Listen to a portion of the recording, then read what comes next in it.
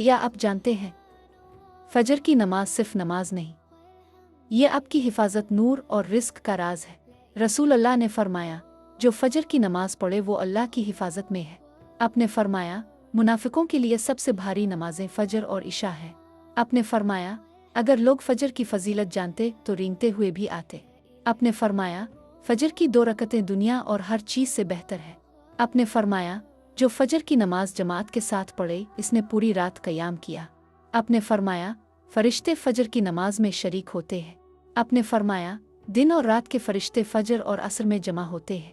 آپ نے فرمایا جو فجر کی سنتوں پر قائم رہے وہ جنت کے قریب ہے۔ آپ نے فرمایا میں نے کسی نفل کی فجر سنت سے زیادہ تاکید نہیں کی۔ آپ نے فرمایا فجر کی نماز مومن کی پہچان ہے۔ آپ نے فرمایا جو فجر کی نماز پڑھے وہ ایمان میں مضبوط ہے۔ آپ نے فرمایا فجر کی نماز جہنم سے بچاتی ہے۔ آپ نے فرمایا فجر کی نماز نور کا ذریعہ ہے۔ آپ نے فرمایا جو فجر کی حفاظت کرے اللہ اس کی حفاظت فرماتا ہے۔